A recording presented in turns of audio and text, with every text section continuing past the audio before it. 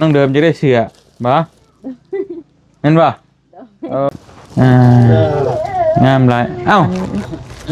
ซื้อมาให้บ่ได้ไปเฮ็ดเวียกข้างในบ่บ่เสียหยาชวนกาแฟโอ้มีส่วนกับเพศของเจ้าแต่บ่นั้นก็คักก็เก่าอีก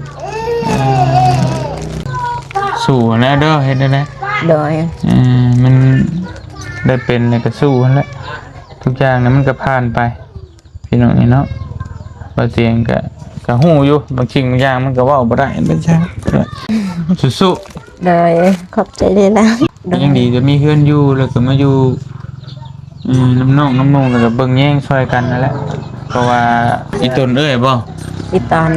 อืมแต่ว่าเป็นเสียจังใดไม่แต่บอกให้เอ้ยสู้ไอ้จะคิดอะไรจักย่ำได้จะสู้ได้นะพี่น้องคือว่ามันผ่าแบบนี้คือว่าโอ้บ่ติไปละไป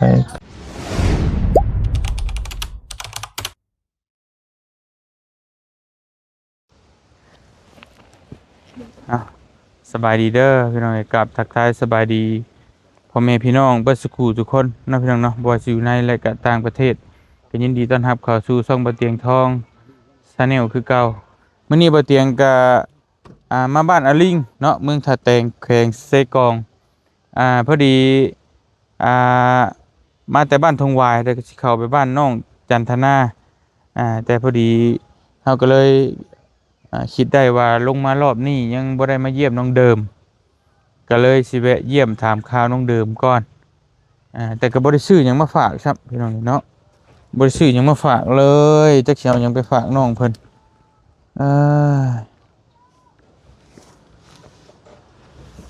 มีแต่สิเอาเสื้ออันนี้แหละ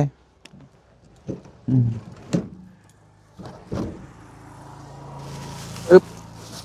เปียกบ่ได้เห็นบ่เจ็บว่าจะน้องเพิ่นจะได้เสื้อบ่ฮะอ้าวไปว่าหยังได้เสื้อซั่น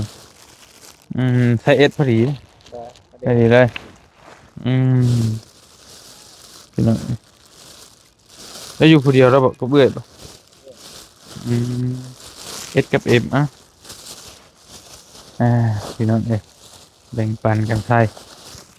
เนาะไปไปบ่มีหยังมาฝากน้องเพิ่นลีโลโอ้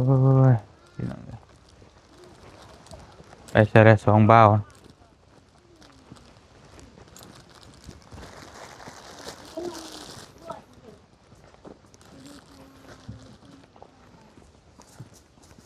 ใส่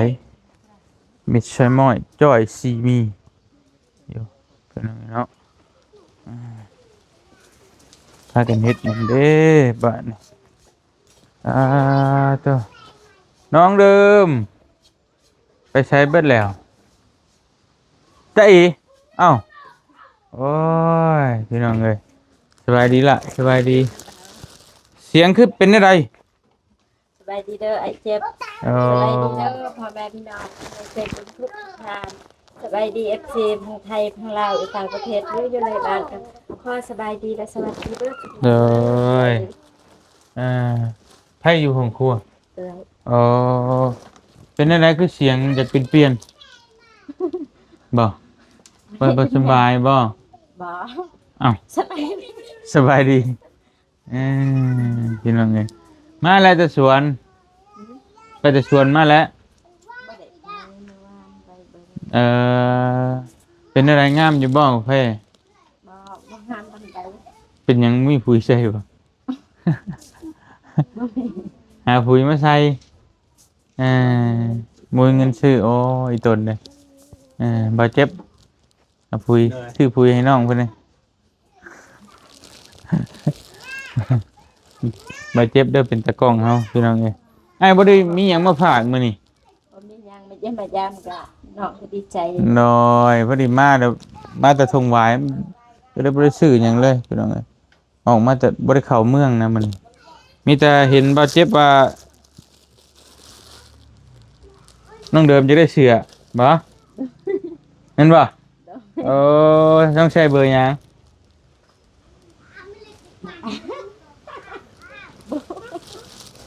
เป็นได้ใดคือนี่อ่ะ บ่ มันเป็นอะไรจิตใจอ่าตื่นเต้นบ่ โดย ตื่นเต้น2 ปีเลย ไป เด้อ ตื่นเต้น เอ่อเอาอันตดมันมีเบอร์ S กับเบอร์ M น้องใส่ได้เบอร์หยังก็ใส่แต่น่าจะเบอร์ S นั่นแหละ ลองไปใส่ ไปลองใส่เบอร์ S แล้วก็ถ้าว่าเบอร์ M มันอันนี้ก็ไว้ให้เอ้ยน้องใส่ จะลองไปใส่ ไปลองใส่เข้าห้องน้ำไปเอาโอ้ยล่มเลยล่มโอ้ยเนาะ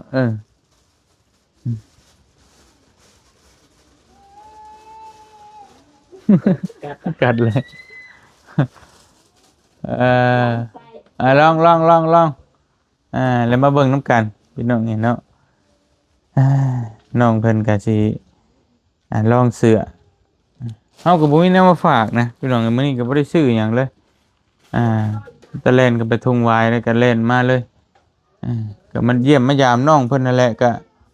พอเฮาได้ลงมาลาวใต้ก็มาเยี่ยมมายามเพราะว่านี่ก็เป็นอีกครอบครัวหนึง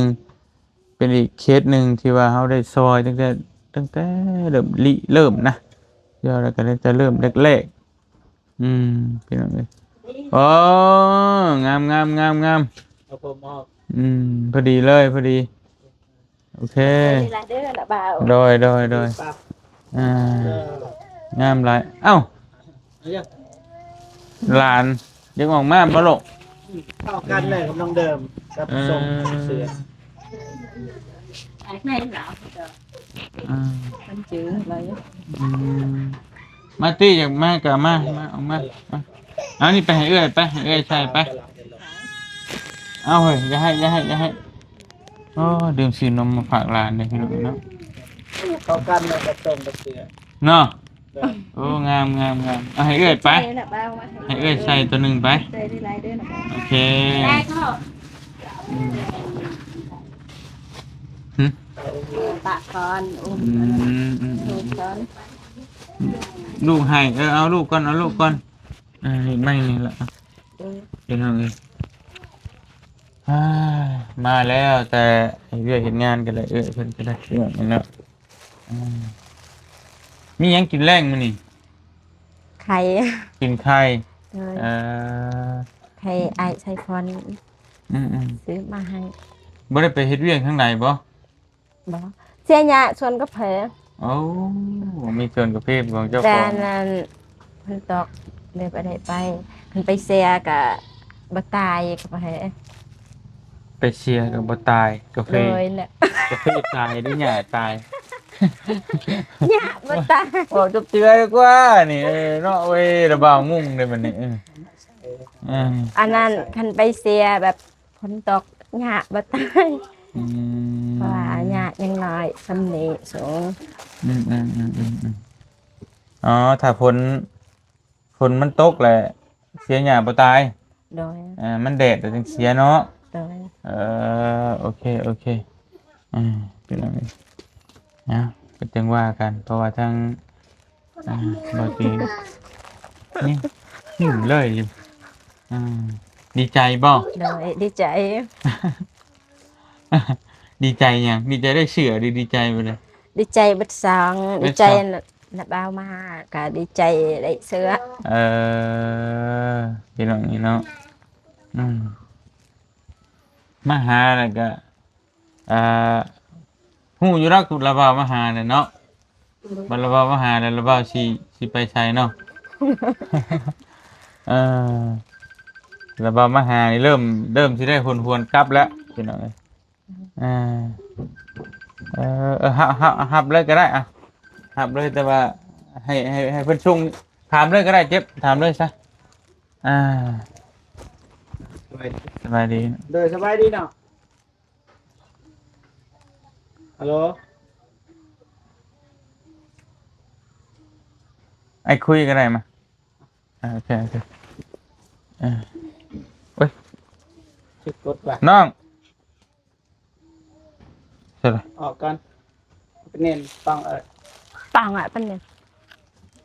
สัญญาณไม่ค่อยดีนะ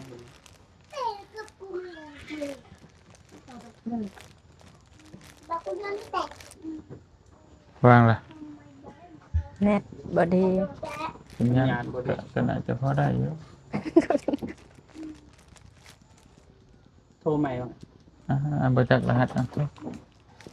น้องสารเพชรพี่น้องเอ้ยพอดีว่าเตียงอยากถามเพิ่นเรื่องสินน่ะสินที่เพิ่นใช้ไปงานแต่งบ่ตูนนั่นน่ะตั้งอ่า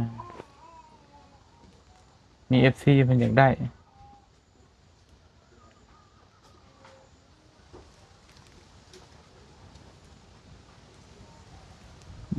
ลมแทบบ้าน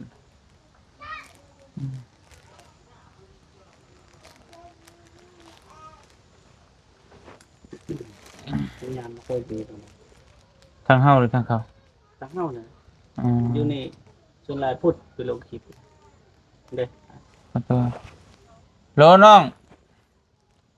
สบายดีอันนี้อ้ายเองเด้อ เปิดเสียงดัง เด้อๆอันน่ะอ้ายพอดีอ้ายอยากถาม อ่าสินที่ว่าน้องใส่ไปงานแต่งบ่ตูนมื้อนั้นน้องซื้ออยู่ไส ยูเซยูเฟสกับนี่ แม่นบ่แล้วถ่ายรูปอัน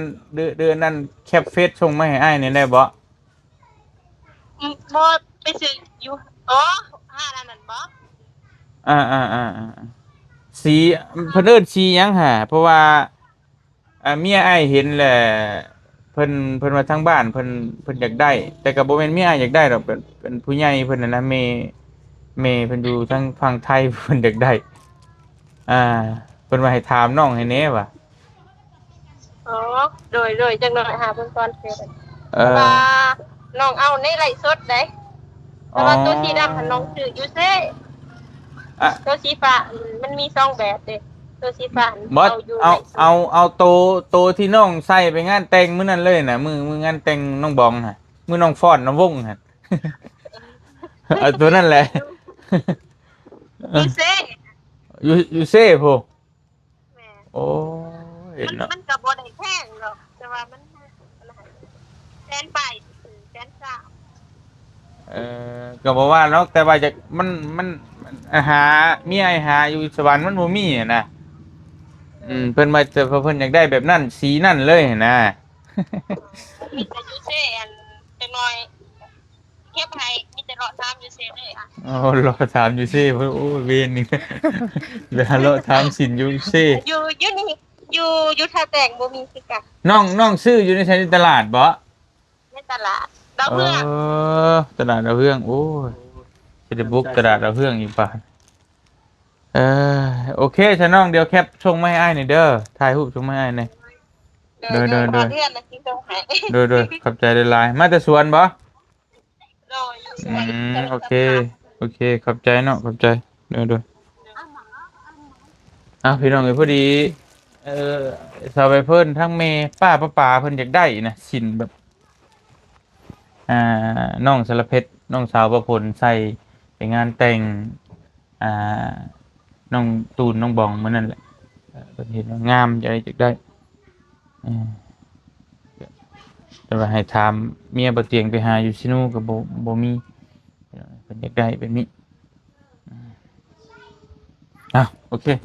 มาต่อเรื่องน้องเดิมบัดนี้เนาะกาแฟตัวนั้นเลยไปเยี่ยมอยู่บ่ ฮะ กาแฟตัวไปปลูกกับป้าเจ้า ได้ไปเยี่ยมมื้อหนึง งามอยู่บ่ งาม ซ้ำใด จำมากาแฟเตียง ไดกาแฟไอ้ปลูก สู สอง งเดือน สำนี้ โอ้ ตู้ ตัวมีหมาก เป็นหมากเลย โดยแต่บ่หลาย โอ้ย เริ่ม อ๋อ ปีหน้าเพิ่นละปีหน้าปี ครับ หมากเยือน ครับ ไปเยือนเขามา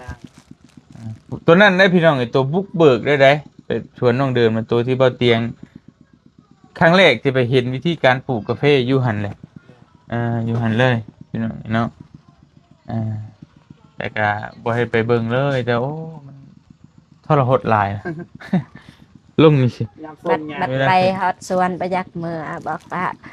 คือม่วนแบบม่วนแหงแบบรู้สึกประยักมืออยากอยู่ อ สู ยู่ในชวนให้มันม่วน โดยแนวอันนั้นกาแฟมันงาม โอ้เป็นแล้วกาแฟงาม มั บ่ น ม่วน เย็นแห้งมันมีน้ำตกนะ อืม เย็นแห้งเลยครับ แต่บัดเก็บมันเลยเนาะเดิม โดยเก็บจัง ฝน อ๋องขึ้น ตะไลเพื่อจะได้ขาย ลงยาก อืมเป็นอยู่ดีมีแห้งอยู่เต้น้องเอ้ย อยู่ดีมีแฮง เอ่อ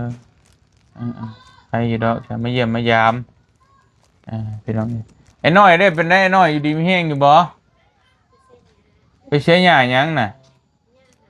หญ้าให้อ๋อปลูกกาแฟบ่อ่าปลูกข้าวอ่า ติดตา เจ็บตาบ่ คือกันนั่นนะเอานี่นะ อ๋อถึกไหม ให้ทางใส่นะ บ่ไปซื้อยามาหยอดใช่บ่ฮะ บ่มีเงิน บ่มีเงินอีกแล้วโอ้ยก็มาจบอยู่หม่องเก่าอีกแล้วเอานี่เอาเงินนี่เอาเอาก็มาจบอยู่หม่องบ่มีเงินคือเก่าเท่าไหร่เด้ยาเนาะ น้ำหยอดแบบ เอาแสนหนึงเอาอีตนมันเป็นอะไรก็เบิ่งดูเบิ่งหันหน้าไปใช้กล้องดู จับนั่นมันเลยอันนี้เติมมา ไม่ทั้งบ่ บ่จักสิเบิ่งนั่นแหละ ตะไลเด้ ไหลอ่ะมันแต่งมันไหลมันเลยมันประจังกับกล้องมัดใหม่มันไหลอันเตอร์นั่นมันหวาน มันจะไปห้องหมอหั่นแหละ เยอะเยอะเปล่า ไปให้เขาเบิ่งเด้อทุกศาลาแหละ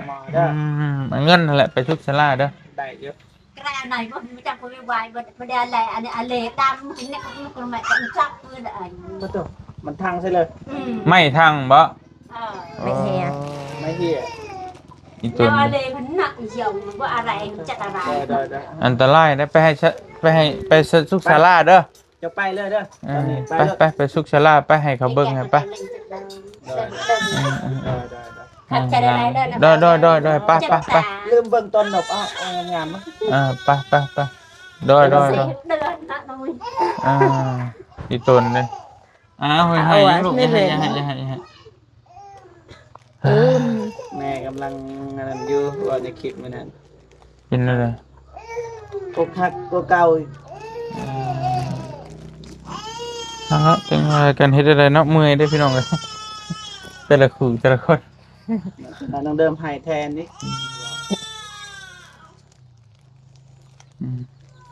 สู้แล้วเด้อเฮ็ดได้แล้ว โดย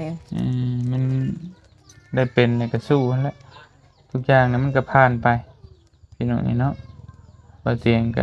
ก็ฮู้อยู่บางสิ่งบางอย่างมันก็เว้าบ่ได้เป็นใช่อีแต่อีตนนั่นแหละจะเฮ็ดแนวใดจะเป็นเวรเป็นกรรมอีหยังเนาะ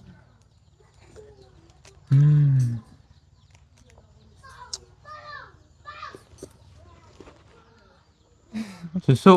โดยขอบใจเลยนะ ๆนะ ให้เด้อ บ่หาย น้ำตาซึมแล้ว บ่ให้น้ำตาออกซื่อเฮ็ดได้จ้ะพี่น้องนี่เนาะเรื่องของนั่นแหละเอื้อยแล้วพี่น้อง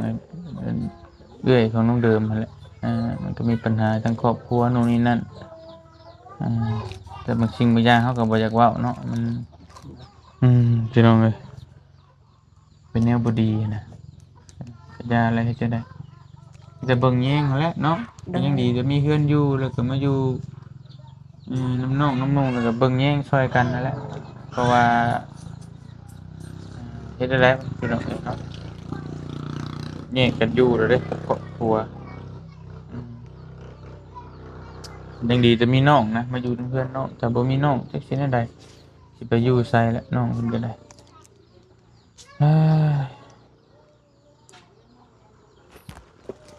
ไปฉันมีแต่อันน่ะไอ้ระบ่าวสิเอาเงินไว้ให้จะไปซื้อแนวกินมาสู่หลานกินเด้อซื้อนมให้หลานเด้อ ขอบใจหลายๆเด้อนะบ้า โดยสู้ๆละสู้ โดย ๆ ให้ ทางเอาเตียงก็บ่ได้ชื่อหยังมาพระอดทนนั่นแหละเฮ็ดได้ โดย อีตนเอ้ยบ่ อีตอน อืม แต่ว่าเป็นเสียจังใดไม่แต่บอกให้เอ้ยสู้ อืม ก็มีแต่สู้หั่นแหละเดี๋ยวมันก็ผ่านไปจะคิดอะไรจักยามใดสิลืมได้นะพี่น้องคือว่ามันภาพแบบนี้ที่ว่าโอ้บ่ติไผน่ะไปเป็นไผก็เจ็บปวดก็เข้าใจอยู่อ่า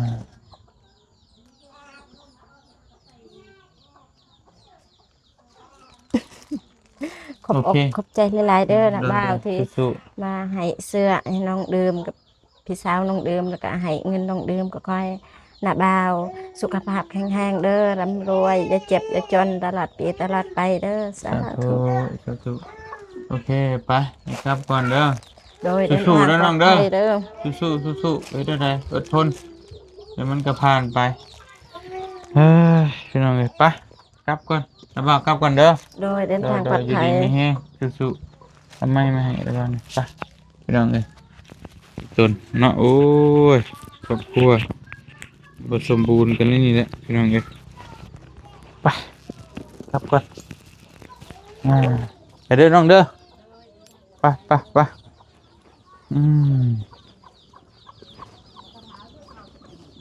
ก็บ่อยากเบ้าหลายเพราะว่าทั้งครอบครัวเพิ่นเนาะก็คือพี่น้องฮู้แหละเพิ่นเลิกลากับผัวแล้วก็มันก็มีปมอีหยังอยู่หลายๆอย่างอะนะเว้าไปก็มีแต่ให้พี่น้องเอ้ยทั้งเมียเพิ่นมันยังหิวข้าวบ่สบายดี มึงไม่อยากนักเสือยืนอยู่เนี่ย เอ่อ ตัวสัตว์ ไปค่ะขอตัวเดินทางไปต่อกันไปหากินเพอกินนี่อยู่พุ่นแหละพี่น้องนี่ยังไงก็ขอขอบคุณขอบใจขอบคุญขอบคุณในไลน์ FC บัดจุกุทุกคนเนาะอยู่ดีมีแฮงพี่น้องเลยไปเดินทางต่ออีกตัวน้องเดิมเนาะ ไปยัง บ๊ายบาย ไ